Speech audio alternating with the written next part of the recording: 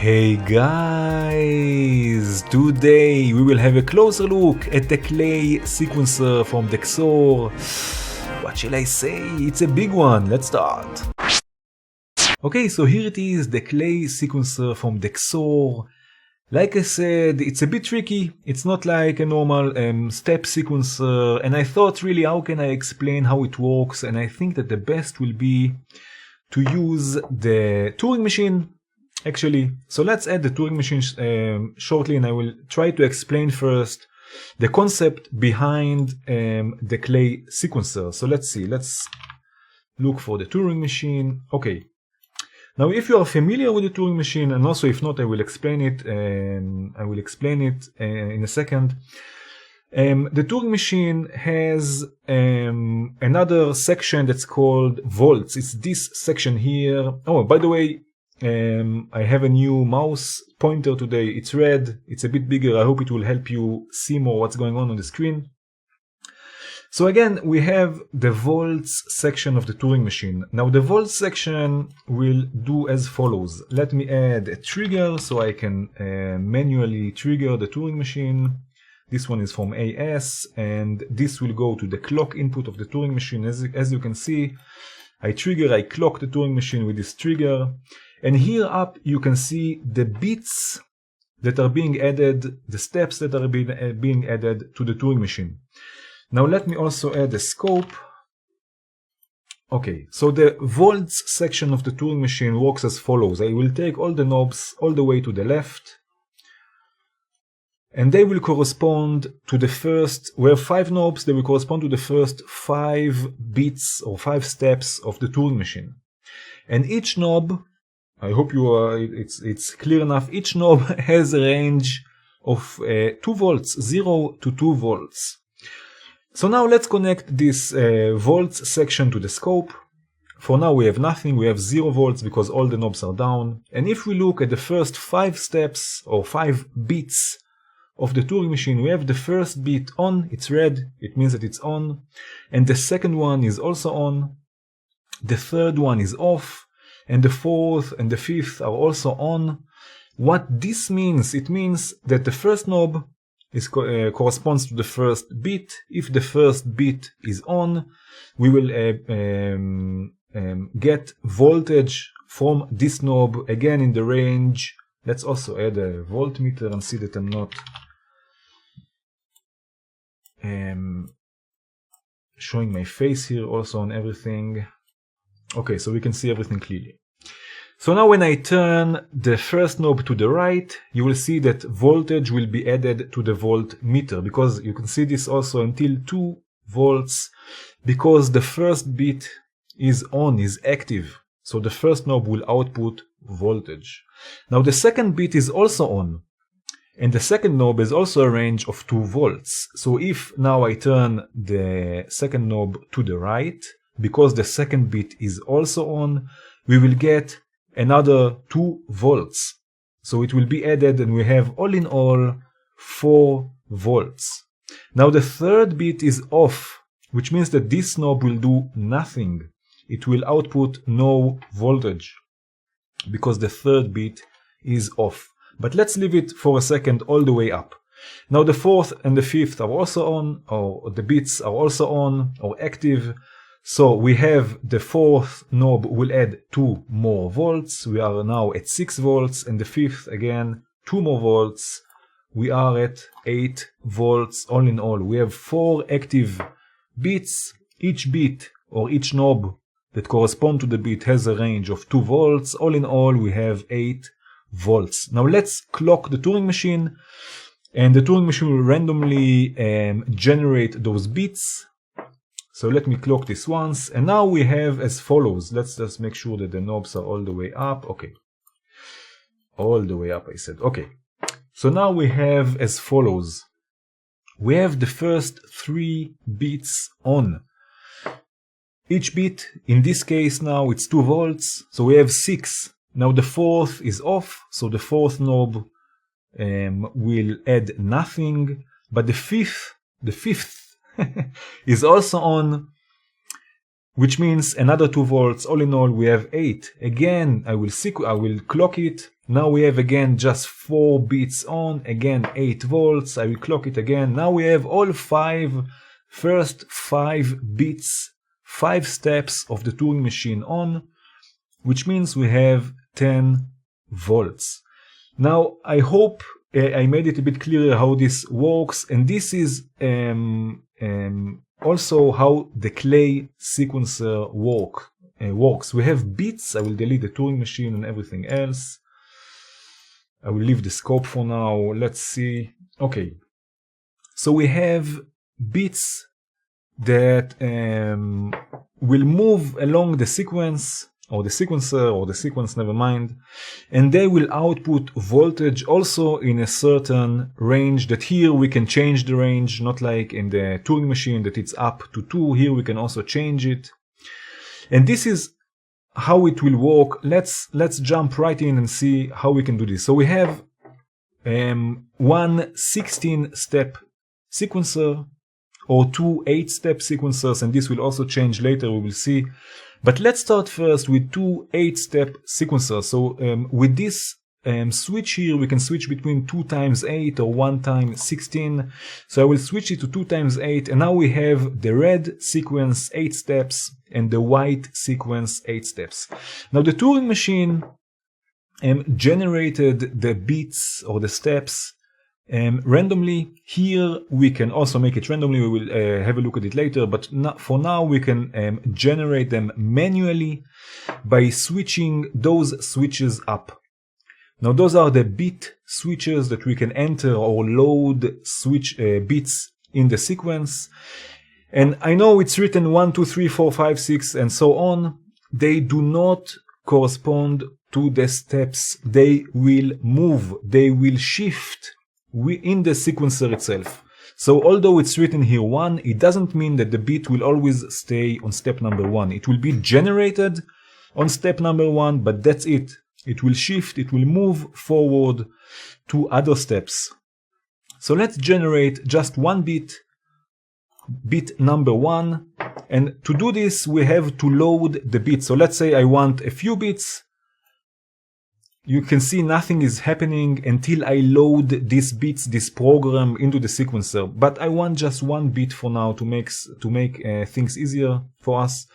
So I will load just one bit, the first bit. And how we do this? By manually. For now we will do this manually, clicking the load button, and you will see that as soon as I click this button, there will be a red light here on step number 1. You see? Okay, so I loaded the first bit to step number 1. And this will be, again, like the Turing machine.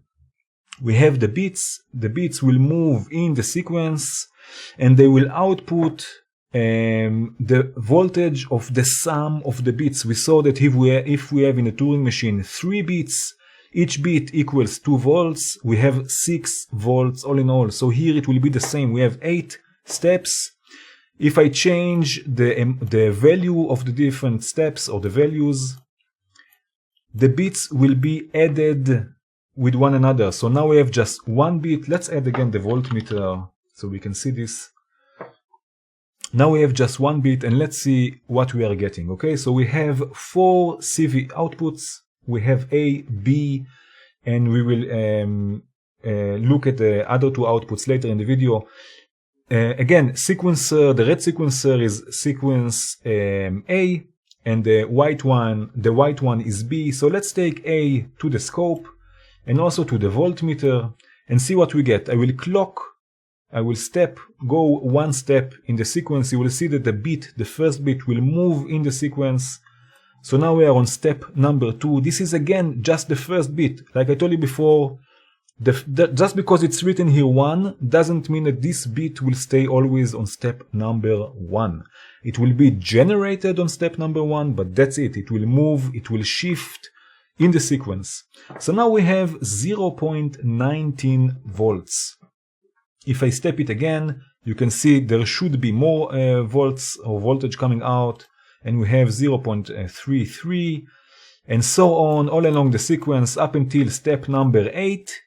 And then the sequence will go back to itself, it will feed back into itself and start all over again. So if I click again the step, if I step the sequence one step forward, it goes back to 1, and on 1 we have 0.13 volts. Now this is all nice and pretty with just one bit. What happens when we have, for example, 2 bits? So let's load another bit, and I will do this on step number 6. It will be generated on step number 6, but that's all the relations it has with this step, because it will shift along the sequence. So now we have bit number 6, we have to load it into the program, into the sequencer. I will click the load button manually, and now we have 1 and 6 active. Now, just like the Turing machine, the volts got added together, so we had 2 bits of 2 volts, we had 4 volts on in all. Also here this will happen, so let's step the sequencer 1 step forward, and now bit 2, or not bit 2, sorry, the step number 2 and step number 7, you can see they are both on, because they are both active, and their voltage will be added together out of output A. So we have 0.49 volts. If we do it again, you can see we have more voltage coming out, and again the sequence will feed back into itself and circulate, and we will have a nice 8-step sequence. Now, although we have 2 bits, it's still an 8-step sequence. And let's add a few more bits. You can see on the voltmeter that we don't go past 1 volt all along the sequence, but let's add 2 more bits. Let's add 3 and 5. Again, load them into the sequence. And each time you load something in the sequence, it also resets. So bit number 1 will always be generated on step number 1, and so on. So now we have 1, 3, 5, and 6 active. Let's run the sequence, and already you can see we have more than 1 volt, because again, all the bits, all the values of the different steps are being added together. And this will come out of output A. In this case, because we are on sequence A, which has 8 steps in this case. So now you can see we are almost always above 1 volt. If I add all the bits together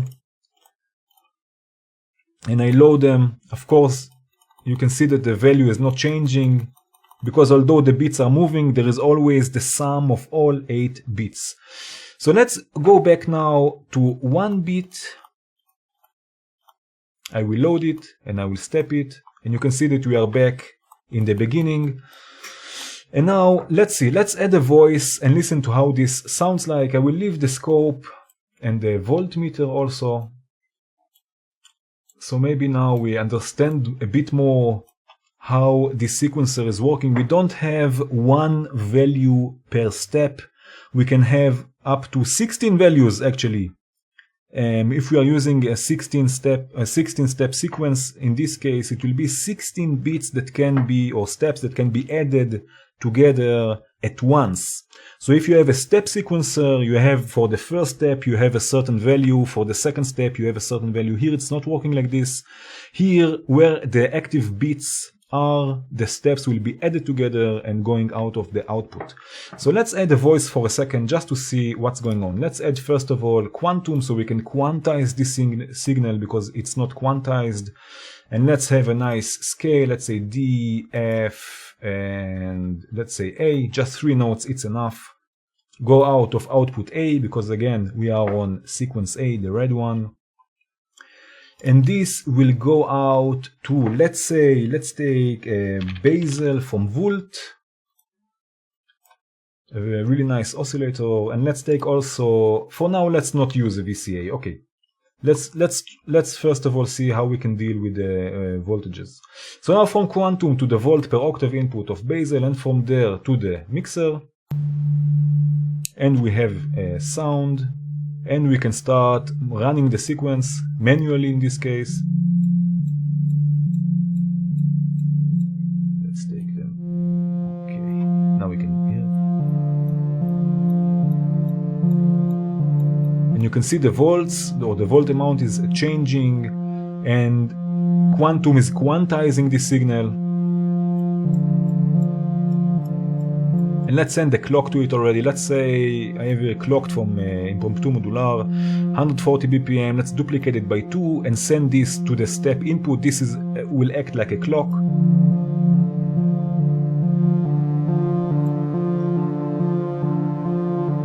So this is with 1 beat. Now what happens when we add another beat? Again, where the beats are active, the sum of the steps will go out of output A. So let's add another beat. Let's say I want beat number 5, and again we have to load it, in this case now manually. So now we have 2 beats. We have different voltage amount, different pitch. Let's add another beat.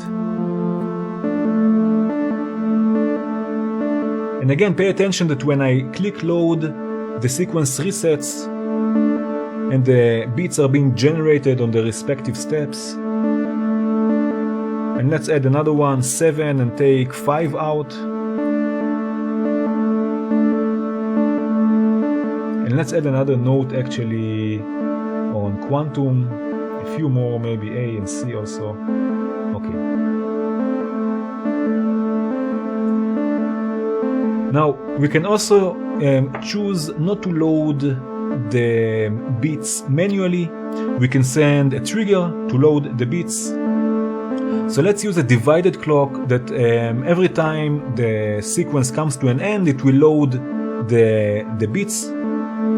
So let's divide this by 8 and send this to the load CV or trigger input. And now we don't need to do this manually. We can just play live with the switches.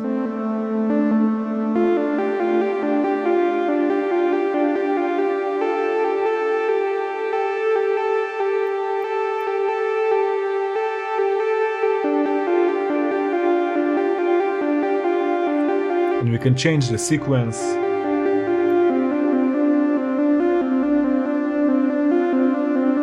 On the fly. Now what I miss in this sequencer are CV inputs or trigger inputs for the beats, so we can make it live without looking at the screen, without the mouse, but this will change in version 1.0 of VCV Rec, where MIDI mapping will be available, so we can map or assign MIDI to almost anything in Rec. So this is really not really a problem or an issue. It will be solved in the near future, I hope.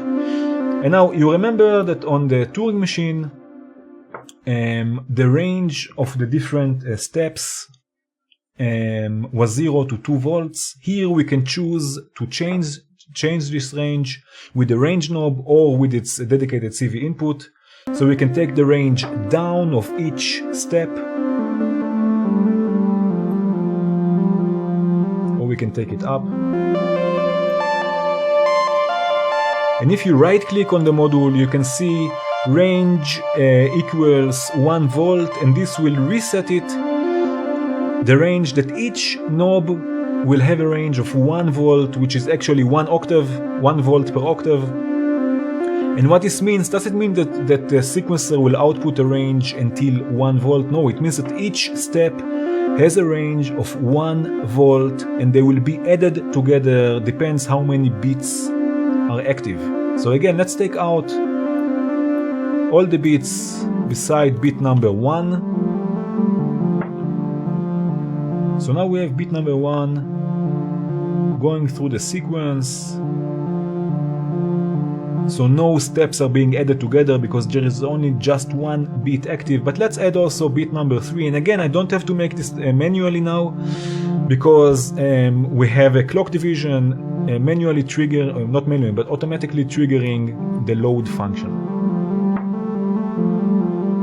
So now we have 2 beats, which means 2 steps are being added together, depends where the beats are. So let's stop this for a second. And now we are, the beats are on step 1 and 3. This is because it was loaded. Let's take the load trigger out, because again it will reset. And let's move the step a bit. So now we have 5 and 7, which means that the values of step number 5 and step number 7 will be added together and go out of output A. Okay, let's return the sequence here. Let's put it back. And now let's have a look at a 16-step sequence. So now we have, no, first of all, you know what, let's have a look at the other sequence. Let's add another voice, and I will add, let's say, another basal and another quantum, and we will take output B, which will output the values of the white sequence, which is output B. And you can see here also in the other section with the white numbers, we have two numbers. We have 1, 9, 2, 10, 3, 11, which means that when we are on 2 times 8-step sequence, we have 2 sequences with 8 steps. So the numbers will be 1, the steps will be 1, 2, 3, 4, and so on. But when we have a 16-step sequence, we will have a look at it shortly. The numbers or the steps will be 9, 10, 11, and so on, because we have 16 steps all in all. So let's send output B to quantum, from quantum to basal, basal send to the mixer. Let's bend them left and right. Maybe take the octave of both of them, maybe 1 octave higher, so we can listen to them better. And now let's start adding beats to the second sequence, because no beat is active, which means no voltage is coming out. So let's add 2,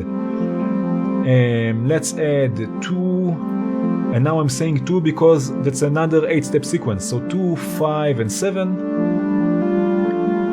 and they will be added together. And another cool feature of this sequencer, if you right-click the module, we can choose to randomize the pitch. So it will randomize just the pitch of the steps, and the bus will come later to the bus, and the randomized load. The randomized load would randomize those switches here. So let's randomize the load. You can see, so now we have different bits active, and randomize the pitch. This will randomize each step. Let's take the range a bit down, so each step has a lower range. And now we have 2 independent 8-step sequencers, or sequences.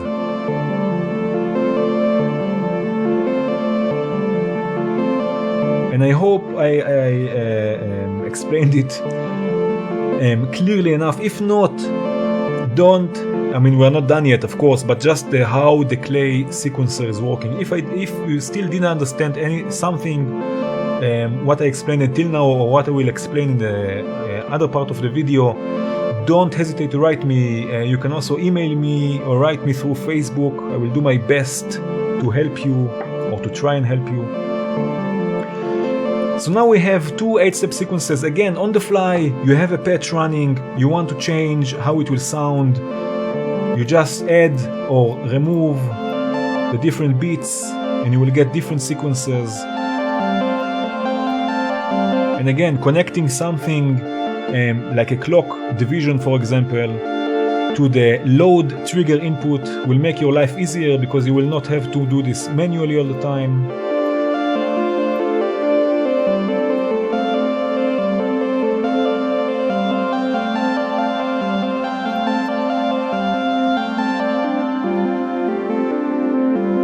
Okay, so now we have A and B, 2 different sequences and 8-step sequences. Now what happens when I switch this switch here, that we will have 1 16-step sequence?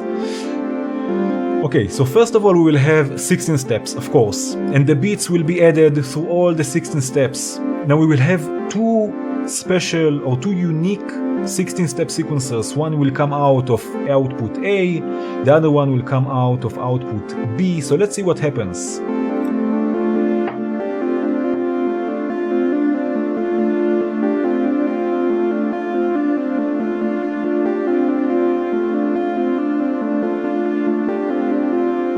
Very nice. Now what happens actually? So let me just stop this and explain this a bit further, a bit deeper, let's say. We have 1 8-step sequence. We have another 8-step sequence. This is A, this is B. Right, you can see my fingers like this. Okay, this is A and this is B. What happens is this. A has 8 steps. It's going, and then it's when we are on 2 times 8-step sequences, We have 8 looping into itself or feeding back into itself. We have B feeding back into itself. We have 2 8 subsequences. But what happens when we have one 16-step sequence?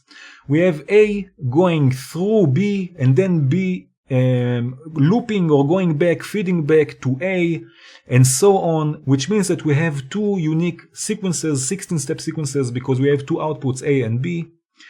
So this is what we will get in the end. And again, we can enter or remove bits on the fly and change the sequence as the patch is playing. Like I said again, I wish there were trigger inputs, but it's not so important, because in version 1.0 that will hopefully, I am hoping, will come out soon, we will have MIDI mapping, which means that you don't need CV inputs to control parameters with MIDI.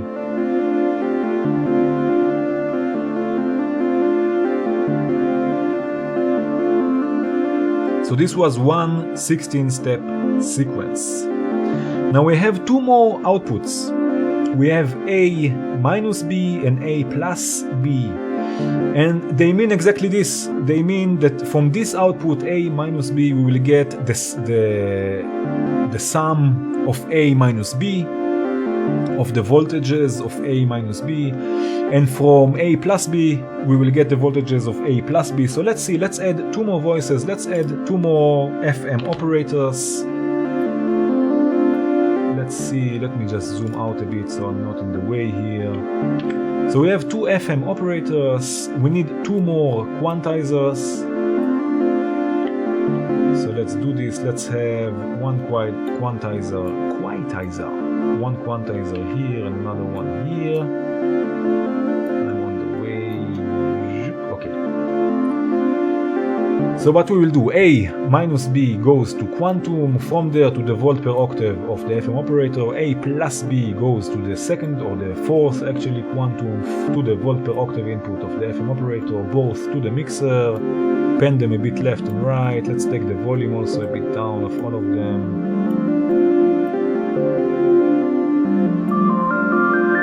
And you can hear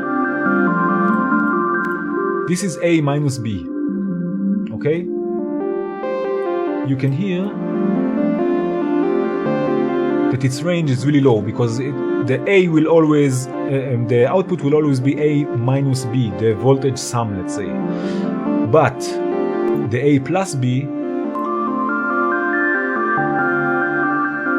and actually we can see everything on the voltmeter here, which is actually really good. So you can see the differences between the voltage amounts or voltage, the values of the voltages.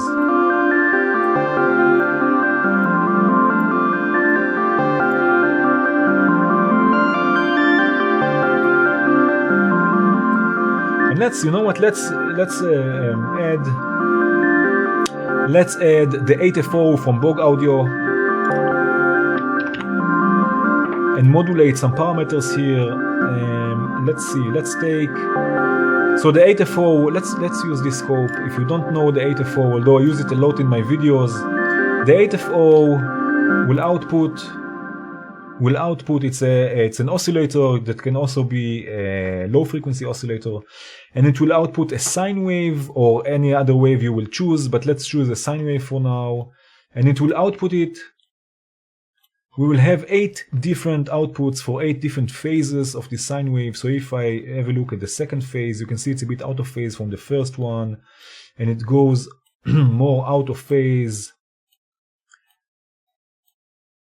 as long as we go down the output. So we have actually 8 different LFOs or different timed LFOs. So let's switch this to slow. So we have an LFO really. This is now an audio rate oscillator. Now it will be an LFO. Let's push also the offset all the way up. Why did I remove the scope? I can show you this. Let's reset it. So this is the LFO going from -5 to +5 volts. I want just 0 to 10. So if I push the offset all the way up, it goes from 0 to 10. So now I have a unipolar LFO. So let's connect this. Let's make it a bit slower, and let's send this. Let's see. Let's reset the modulations of basal and send the first output to modulate this basal, and the second one to modulate the other basal, and the third one to modulate the feedback amount of the FM operator. And let's open the attenuator just a bit. And then the fourth to the other FM operator, and again raise the attenuator. And then we have two more modulations of basal here. Connect it and open the attenuverters. So we have a moving sound. Let's see.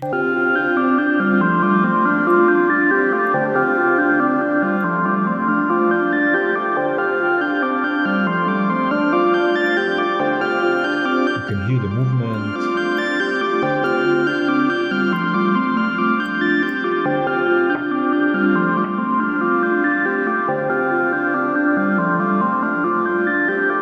Very nice. So now we have a 16-step sequence, but we have 4 different outputs. So we have actually 4 different sequences, 16-step sequences, which is amazing. And we still didn't speak about the different buses, which is also really interesting. We will get to it in a second. But first of all, what I want to do is I want to show you the B-invert function, which you can find here in this switch. Let me know also if this mouse pointer is better, or shall I go back to the white one. I think it's better, but I don't know. It's for you to see what's going on better, so let me know. So now we are on the B-invert subject. So again, let's turn this down for a second. What we have here, the Klee sequencer, we have 2 sequencers, right? We said we have like this. Okay, we said we have 8 steps here, 8 steps here. If we have 16 steps, sequence A goes to sequence B and then loops back to sequence A. Now what happens when we invert B, and this will only affect B? It means that A, when we are on one 16-step sequence, that A will go to B, and B will not only loop, but it will also, after its looping, will also invert itself. So instead of having a 16-step sequence, we will have a 32-step sequence. We will have 16 steps normal and 16 steps inverted, which means that we will have a 32. The sequence B will be a 32-step sequence, which is amazing. So let's have a look how it sounds like. Now B invert is off. Let's turn it on.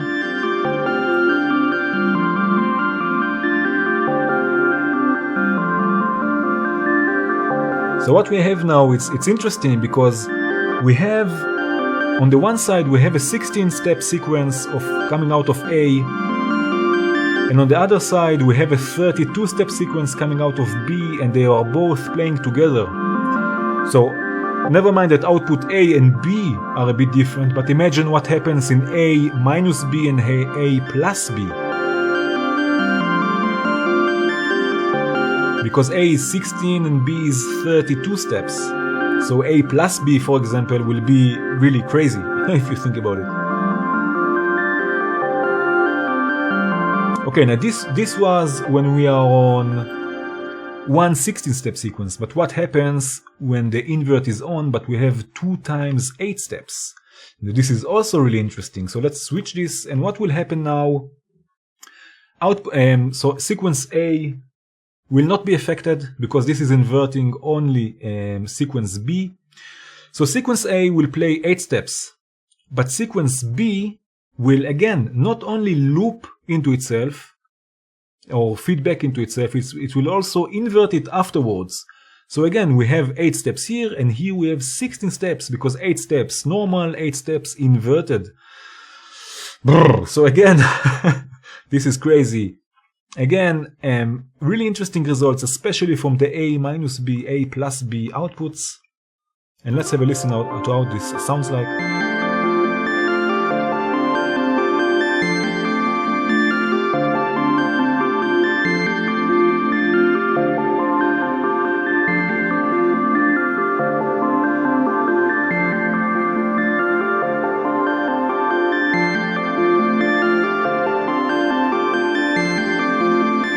So this is interesting because you have from output A, you have a unique 8-step sequence. From output B, you have a unique 16-step sequence. And from output A minus B, you have also a unique 16-step sequence because one time A is affected but by the 8 steps of the first 8 steps of B, and then another time by the second time it's inverted and A plus B is doing the same. So it's really, if you think about it, it's really crazy, really interesting results. And again, all of this, and you can change also the beats, the number of the beats, which beats are active.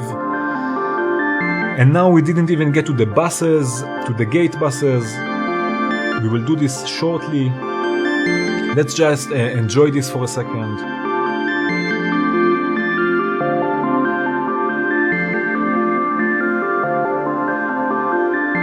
Really nice sequence. Okay, so this was the B invert. I will leave it like this for now.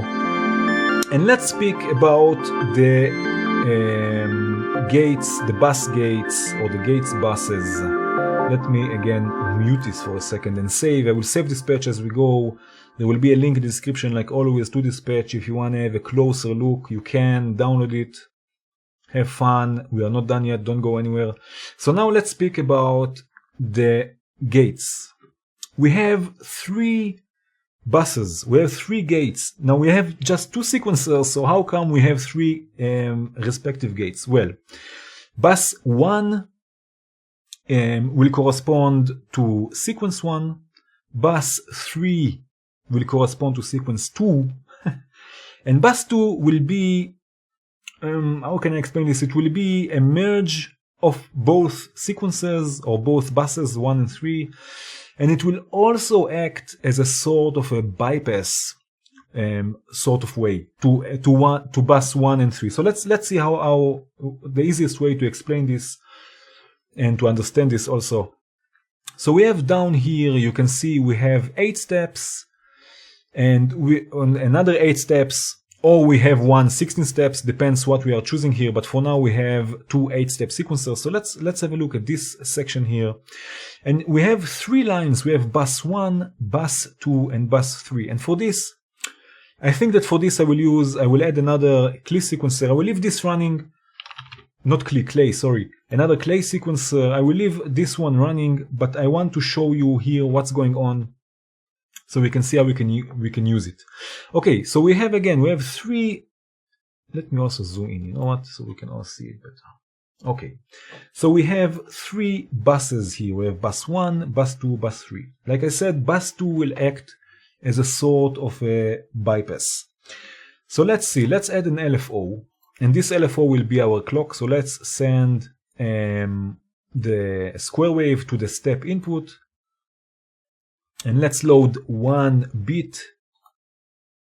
So now we have 1 bit running. You can see it's running, and you can see that with each step there is also a trigger and a gate going out of bus 1. So first of all, what I want to show you is this. Let's add a scope. This is what I call what you give is what you get. If I have a look at the gate output, you can see that the duty cycle, the pulse width of this gate output, it will correspond to what you put in the step input. So if you have, let's say, a really short gate, if I take the pulse width of the LFO and I shorten it, you can see that also the output, the gate that comes out, is also really short. If I input a longer gate or a longer clock, also the pulse width of the gate will be longer. So this is what I call what you give is what you get. So the pulse width of the clock will be also the pulse width of the gate. This will change later. We will see also why. Okay, now I will take the scope out. This is a really interesting sequencer, really, I have to say. Amazing. Okay, so now we have a 16-step sequence. We have 1 bit loaded, and it's running, and you can see that the bus 1 is active with each step. Now, like I said, bus 2 will be a sort a sort of a bypass. So if I use, if I click those switches once, it will go jump to bus 3. If I click them again to bus 2, if I click them again to bus 1. Let's leave now everything on bus 2, and you will see, just like this, you will see that now, never mind what, each step will come out, or the gate or bus 2 will be active. Let's leave bus 2 now for later. We will come back to it in a second. Now let's say that now we have just one bit. Let's say that every time this bit goes on step number 2, I want a gate out of bus number 1. Now I'm saying this like I'm planning stuff. This sequencer, I don't think it's meant to be planned, to be programmed, let's say. I think it's more about interacting with it and playing with it live and changing things on the fly and listening to how it reacts to how you react. But I think in order to understand it and to have fun with it and to really have a deep relationship with this sequencer, because it's worth it, really, it's amazing. I think it's better to understand exactly what's going on and how it works. And not because that afterwards you can come and say, oh, you know, I want this and this and this, so here I have to make this and this and this. No, you have you need to have fun with this sequencer in the end, or at the end of the day. And for this you have to let it guide you. But for now, to understand what's going on, let's continue programming it. Okay. So now I want that each time this bit is going on step number 2. A gate will come out of bus number 1, gate or a trigger. A trigger will be just 1 millisecond long.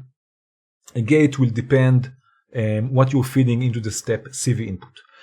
So now I will go to step number 2. Now those switches correspond to the steps, unlike the bits where I told you bit number 1 will only be generated on step number 1, but it will be shifted along the sequence. If I turn this switch here, switch number 2 to bus number 1, each time let's take the clock out.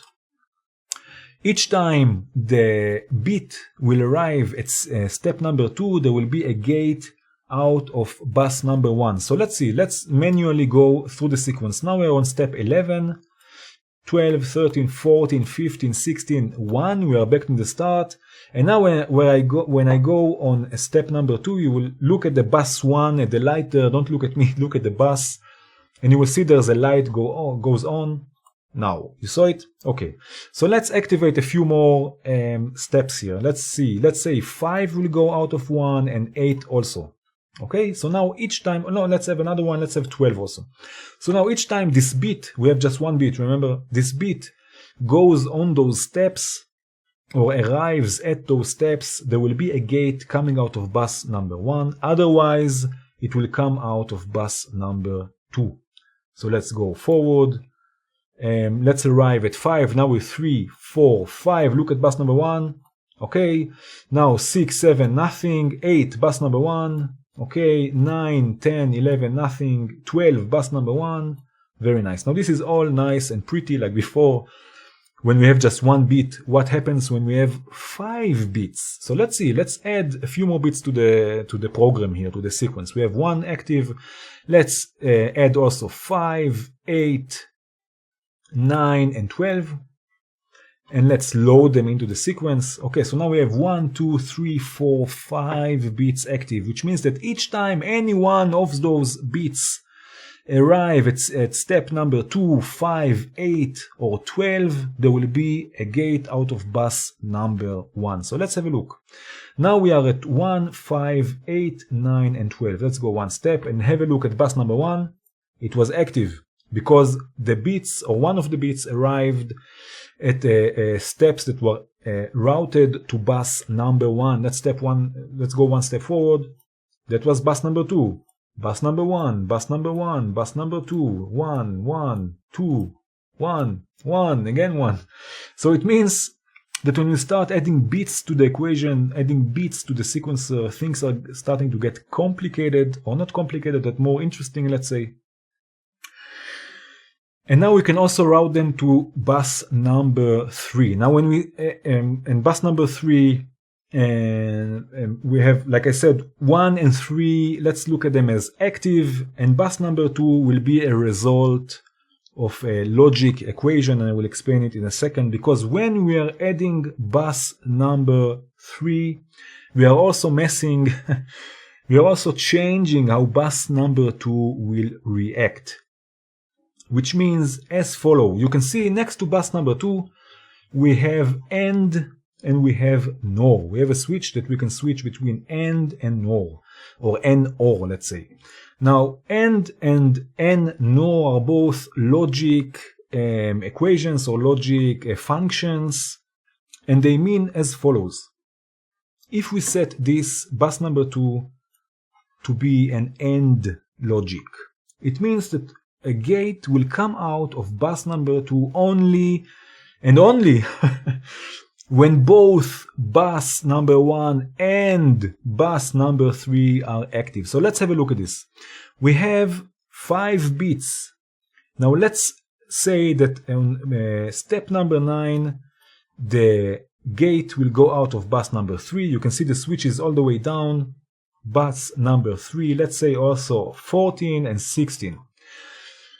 Okay, so now it means we have 5 bits, which means that the chances are greater that one of them will be on a step where bus 1 is active, in the same time that one of them will be on a step that bus 3 is active. So which means that from both those steps, from both those buses 1 and 3, at the same time there will be a gate active, or the buses will be active, because we have 5 bits. Again, this is a bit hard maybe to understand at first, but let's try this again. We have 5 bits, which means each time one of those bits arrives a step where bus number 1 is routed from the switches down. Don't look at me, look at the switches. Okay, from the switches down, it's going routed to bus number 1 or bus number 3. There will be, those buses will be active. So now bus number 2, which is a result of a logic function, will be active only when bus 1 and bus 3 will be active at the same time, which means that there are 2 bits, one is on bus 1, one is on bus 3, which means that when this is happening, only when this is happening, bus 2 will be also active. So let's step the sequencer and see what's going on. Let's go one step forward and look at the buses. Now we had all 3 active. You saw this? You saw this because 1 and 3 were active at the same time, because there were 2 bits, one on bus A, bus 1, and one on bus 3, which means that also bus 2 was active. Let's go one step forward.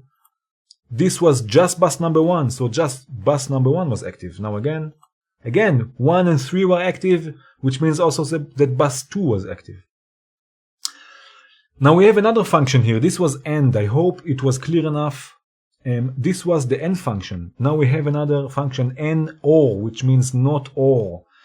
Now what this means is, first of all, let me explain what is an OR function. So an OR function means that if bus 1 is active, or bus 3 is active, or both actually, means that bus 2 will also output a gate. Now this is not the case. The case here is not OR, which means exactly the opposite, which means that when bus 1 is inactive, or when bus 3 is inactive, no, actually it's not. Actually it's just when both bus A, bus 1 and bus 3 are inactive, bus 2 will output a gate, which means when none of them is active, this is the not OR, the opposite of OR. Not when one is active or both, but not just when none is active. Not bus 1 and not bus 3 are active, then there will come something out of bus 2. This is why I said also bus 2 is a sort of a bypass, because only when 1 and 3 are not active, it will come out of 2. So let's have a look at this. Let's take a few bits out. Let's leave just one bit. It will make it easier to see. I will take all the bits, I will turn them off and load the program. So now we have just one bit active. And if I start stepping the sequence, you will see like this. Step 1 is now 1. Step 2, you can see down in the buses, it's routed to bus 1, which means that in this case, only bus 1 will fire a gate. Let's go one step forward, look at the buses. Bus 1 was active. Now, step number 3 is routed to bus number 2, which means that not 1 and not 3 are active. Only bus number 2 will be active. So bus number 2 will fire out a gate. Let's have a look. Bus number 2. And again, number 4, step number 4 is the same. Bus number 2. Very nice. Number 5 goes to 1. Let's change it to go out of 3. So now the gate or trigger will go out of bus 3. Have a look. Puff. Very nice. And this is again easy because we have just one bit. Let's add a few more bits. Let's say we have 2 more bits. Let's load them.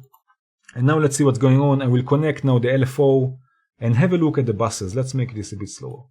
So now 1, 3, 1, 3, 1, and 3 again. Now both of them. Now just 2 because none of them was active. I know it's a bit complicated.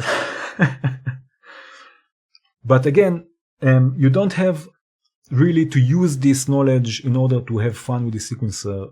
Not at all. You can also not understand anything and the sequencer will be really nice. But in order to have a nice relations or nice understanding or using this sequencer more consciously, let's say, it will be great if you would understand this. And again, if you don't, please write me. I will be happy to help you out. We are still not done. There are still a few more features of the sequencer, but let's go back now to the first sequencer that we have already set up and use also what we've seen here with the buses. So let's delete this LFO and delete this Klee sequencer, and let's unmute everything, zoom out.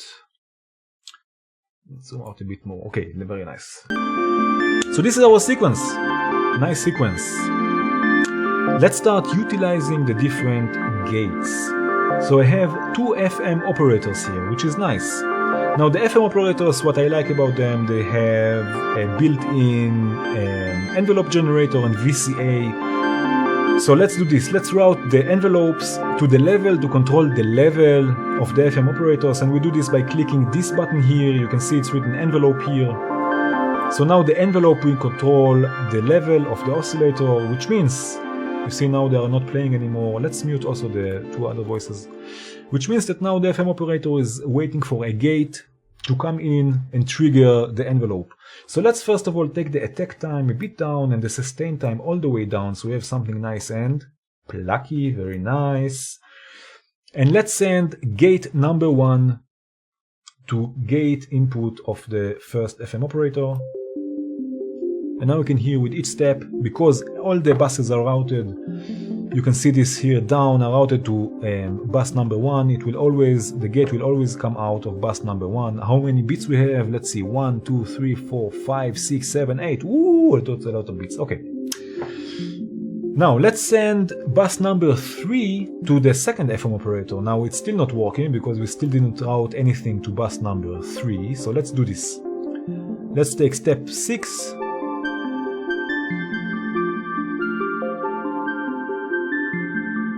Amazing. So now each time a beat, and we have 7 of those, a beat, 7? I forgot, never mind, 7, let's say. Each time one of those beats is reaching at step number 6, a gate will be fired from the bus 3. But in the same time, a beat can be on all of the other steps, which is probably the case also. So there will always be a gate coming out of bus number 1. So again, this is why I say bus 2 is a sort of a bypass, because if now I turn all of them except of step 6 to bus number 2, let's see what happens. It will mean that nothing will come out of bus number 1, I hope. Okay, so now bus number 1 is quiet. We have 2 and 3. So let's route one step also to bus number 1. Let's make it step number 5 in this case, in the second sequence. So now if you look at bus number 2, we have a few things that are happening here. First of all, you can see that there are a few steps where not bus 1 and not bus 3 are active, because we have not or on bus number 2 selected, which means it will output a gate only when none or not 1 and not 3 are active.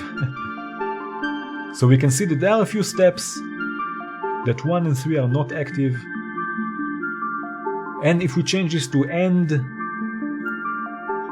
there will be, you can see that only when bus 1 and 3 are active, bus 2 will also be active. Now we can use this to trigger another voice or to trigger drums, let's say. Let's use a drum. And again, all of this you can make on the fly, change things, crazy, intuitive. Maybe this can be our kick. No, okay, never mind. So, let's add a drum. Let's add a hi-hat, for example, okay? And I will do something like this. I will add the hi-hat from Hora, the hi-hat module from Hora. Let's see, I have more space here, okay? Now the hi-hat has 3 triggers. I will use just 2. One will trigger the close hat. The other one will trigger the open hat. So what we can do something like this. Let's first of all use also the other 2 voices we have from Basil.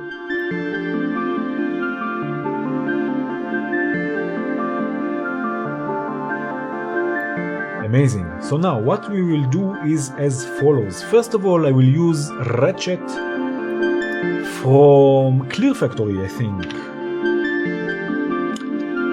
I wrote it wrong. Let's look for Clear Factory. And we have clock multiplier ratcheting controller. Now what this will do, it will multiply the clock. So what we can do is as follows. Let's send the gate, or the trigger in this case, coming out of bus number 1 to the clock multiplier and multiply it by 2 and send this to the trigger of the close hat, and let's send this already to the mixer.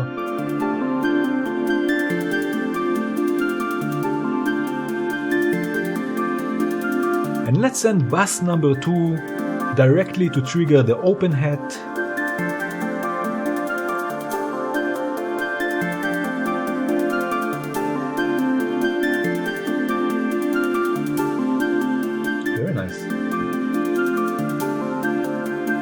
Of course, we can also change the steps here.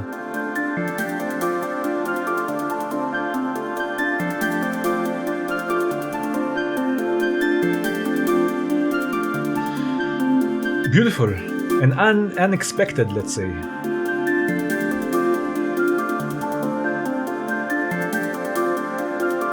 We can also again play with the range.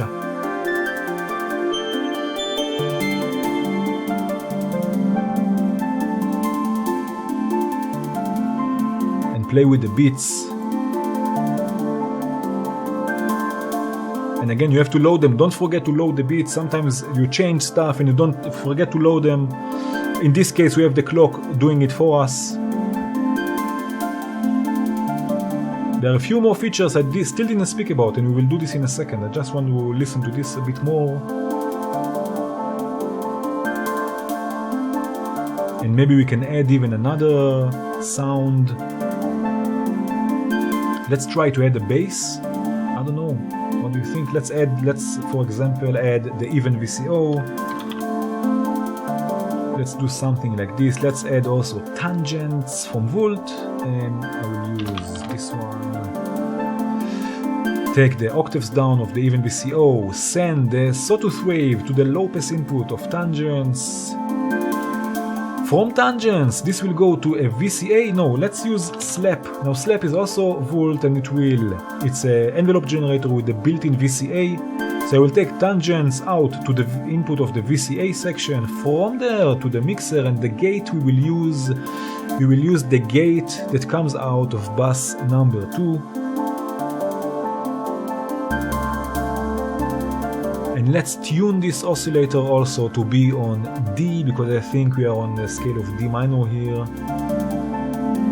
So let's see, we cut off a bit down. This is sustain all the way down. Let's take the volume a bit up here.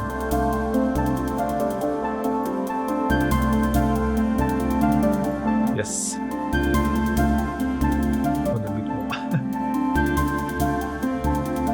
Okay, now it's tuned, I think.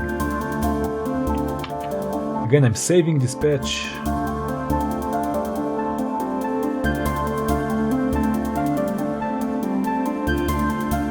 And again, if we switch now something, let's add another step to output number 3.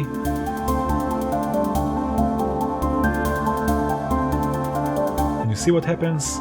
So bus number 2 is on AND logic, which means, I'm speaking so softly, like I don't want to interrupt the sequence, which means that bus number 1 and bus number 3 will be active once in a while, and every time they will be active, bus number 2 will also be active. And because we have another step going to bus 3, the chances are greater that this will happen, and it happens. You can listen also to the bass and to the hi-hat. Let's add another step 1, bus 1. It happens even more frequently.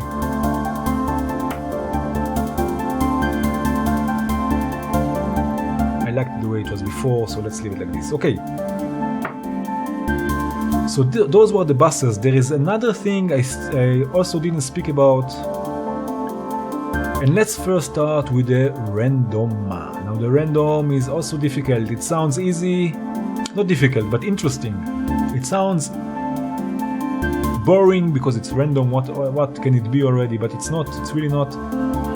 So we have this switch here that we can choose. I will zoom in. Okay. So we can choose between pattern, it will follow the patterns, or random. Now the random will be as follows. And this is interesting again. Now we have B invert on, which means that sequence number 2 or sequence B will be one time normal, and then another time, the second time will be inverted. So we have 16 steps in this case, and we have 8 steps of sequence A. So if now we turn on random, what will happen? It will affect, so sequence A will be, it will not affect sequence A, it will affect only sequence B. But if we take the B invert out, so now we have 2 8-step sequences. And now if we turn on random, have a look what's going on here. And first of all, I will tell you there is also a random knob and comparator, which means that we can control the amount of randomness. And we can use the comparator. What a comparator will do, oh, that's a deep sequencer here. So the comparator, what it will do, it will receive an input to receive a signal, and will have a sort of a threshold. You can see it's also written there in the input threshold. It's like a compressor, for example. When this signal will come up, will go above this threshold, there will be a bit added at step number 1. Okay, so it's a bit difficult or a bit deep, let's say, but let's have a look what's going on. So let's add sample and hold, and I will use the sample and hold. I will send the sample and hold to the threshold, and I will set the threshold with the random knob, and let's have a look what's going on. I will use kinks or utilities from audible instruments, and I will trigger it from our clock, let's say the main clock. And this output, sample and hold, again, it will output random voltages. Sample and hold will go to the threshold input of the random function, and I will set the threshold, let's say, somewhere here. Each time the signal from the sample and hold will go above this threshold, there will be a bit inserted at step number 1. So let's turn on random.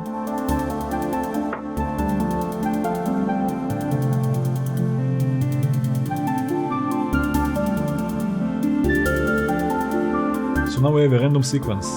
We can always turn it off and go back to what we had before.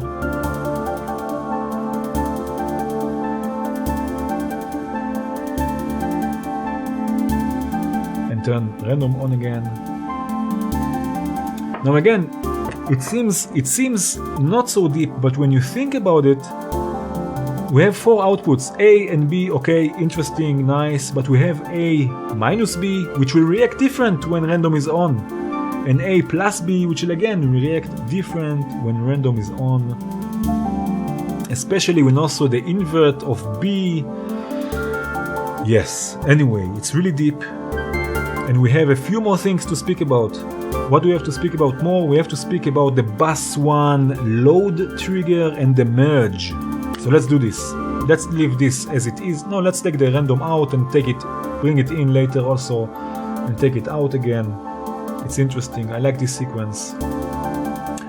So what? Let's make it a 16-step sequence, which means actually 32 steps, because no, not 32. Now it will be 32 because the invert is on. Okay, so now let's save this patch again. We will soon also add some more voices here, and let's speak about the bus 1. This here, the bus 1 load trigger. For this again, I will mute everything. I don't want to ruin this patch, this sequence, and I will add another Klee sequencer. Okay, so we've seen 2 ways of triggering the load function. We can do it manually with clicking this button, or we can send a trigger every now and then and it will load the bits. Again, you have to load the bits in order for something to happen. So what will happen now is like this. When we activate bus 1, so bus 1 will trigger the load function, but not always. Only when the step... Okay, wait a minute. Let me rephrase. It will not always trigger the load. It will only trigger it when it came from a different phase, let's call it. Okay, so let's say step number 1 is bus 1. Bus 1 is active. Step number 2 is bus 3. And step number 3 is bus 1 again, which means that from bus number 3 and stage number 2 and stage number 3, there is a change in function, the change in bus. So the bus here was bus 3, here was bus 1. So when this happens, bus 1 will send a trigger to the load function. But when we have bus 1 and then again bus 1 and then again bus 1 and then again bus 1, nothing will happen because there is not a change in phase, there is not a change in the function. So let's see how this works like. Let's see. I will activate 1, 4, and 7, the bits, okay? Now nothing happens because I didn't load them, but the bus 1 load function or load trigger is active, which means that now when there is a change, when the step is going into bus 1 out of a different bus, it will load. So now I can step the sequence as much as I want, but we don't have anything. So let's just load manually 1 bit, okay? Okay, so now we have just 1 bit, but we have more activated. Okay, all the buses are going to bus 1. I can step the sequence, and now we have those 3 bits. Okay, because we came from bus 1, let's now activate all the different bits of the first of all of the sequence. Okay, now I can go step the sequence as much as I want. They will not load because bus 1 is always active. We have to make a change that bus 1 will be once not active, and now when it will be active again, it will change, it will load the sequence. So let's say that step number 12 will go to bus 3. So now the last step we have, the last bit we have is on step number 1. Let's go 1 step forward, and another one forward, and another one forward. So now we're on step number 12. On step number 12, the active bus was bus 3, which is a change from bus 1. So the next step, that bus 1 will be active, it will also load all of the bits. Let's see. Okay, and why this didn't happen? Because we have 3 bits. So which means that bus 1 was still active all the time because we have 3 bits. The chances are greater that one of those bits will be on a step where bus 1 is active. This is difficult. So let's take a few to go to bus 3, and now let's have a look. I click it once, I click it again and again. Okay, so you see now all of them are loaded, which means that there was a step where bus 1 was inactive, and on the next step when bus 1 is active, it will load the bits. Now this will happen less frequently if you have more bits, but let's do this. Let's take out all of the bits. And let me show you this again just with one bit. It will be easier and more predictable also. Okay, so now we have 16-step sequence. From step 9, it will go to bus number 3, which is a change from bus number 1. Now let's set up again all the different bits here. So next time, so now it's on bus number 1, nothing will happen. It will go to bus number 3, look at the buses. Again, nothing happens until it reaches bus 1 again, and then it will load the bits. So bus 1 will come back at step number 1. Now we're on step number 12, 13, 14, 15, 16. You're ready? In 1, everything is loaded. Okay? So this is what I want to show you before. It didn't work so well, but now it works. With just one bit, it's easier. Again, bus 1 will send a trigger to the load function each time there is a change that in the buses. So let's say it's on bus 1, now it's on bus 3. The next time it will be on bus 1, it will load the bits. So it will happen less frequently, but still it's a nice effect. Now let's speak about the merge. Let's first of all take out all of the bits. Let's see how can I explain this here. Okay, so we have just one bit active. Let's turn the merge on bus number 1, and let's add also our best friend, the scope. Okay, and send the gate of bus number 1 to the scope. Okay, very nice. So now let's turn also all of them to bus number 1. Okay, and step 1, step forward. You can see our gate is high, and it stays high. It's not going down. It's a sort of a sustain, a sort of a tied notes, let's say. But this is, again, we have just one beat. It's simple, nice and pretty. We have just one beat. All of the steps are going to bus 1. It's simple. We don't have to think so much. Okay, what happens when we have more beats and different buses are active? Let's add 2 more beats, 5 and 12 in this case. Load them, and let's start changing also the active buses. Let's send just one to bus number 1, and we'll add them as we go. Let's step 1 step forward. You can see on the scope the gate is low because we have no beat on step number 1, so no gate is going out of bus number 1. Now let's go again to bus number 1 with beat, which is now on step 13. Look at the steps, 13, 14, 15, 16. It's going on 1, gate is high, stays high also. If I take the merge out and step and go again on 1, you can see there is just a short trigger and that's it. It's not staying up. But if I take the merge on and go again on step number 1, the gate stays on. Okay. Now what happens when I add more steps to be routed to bus number 1? So now we have 3 bits. What happens when we have 1 bit on step number 1 and then the bit after that also on step number 1? So let's have a look. So let's load also bit number 2. So now we have bit number 1 and bit number 2 active, and let's move them to bit number 1. Okay, so now there will be 1 bit. On number 1, you can see the gate is high, and when I step again the sequence, another bit will go on 1, and the gate will not go down and up again, it will stay up. You can see I just moved it, and the gate stayed up. So what it means, it's tying the notes every time there is something, a bit, not something, there is a bit on step number 1 in this case,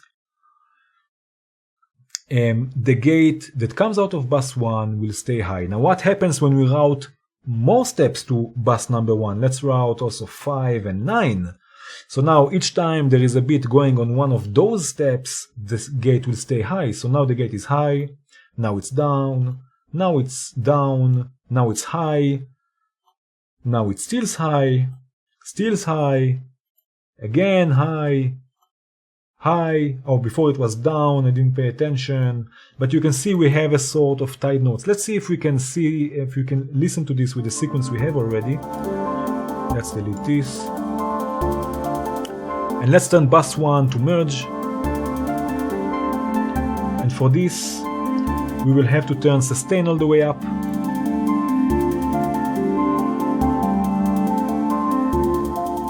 Listen to this.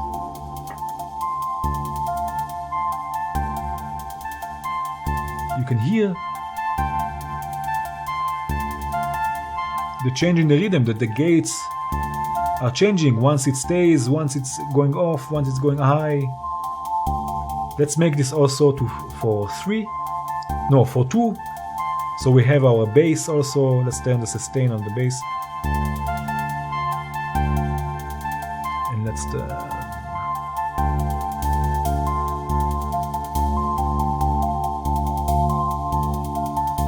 and why I turn the sustain on? Because if the sustain is off, then we have just an attack decay envelope, which means there will be no sustain. It will not sustain as long as the gate is open. That's why I open the sustain.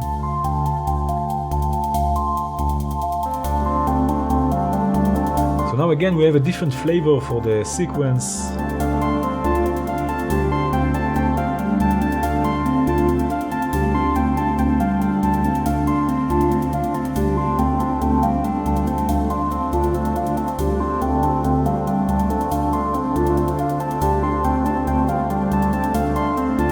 So you can see how interesting this sequencer is.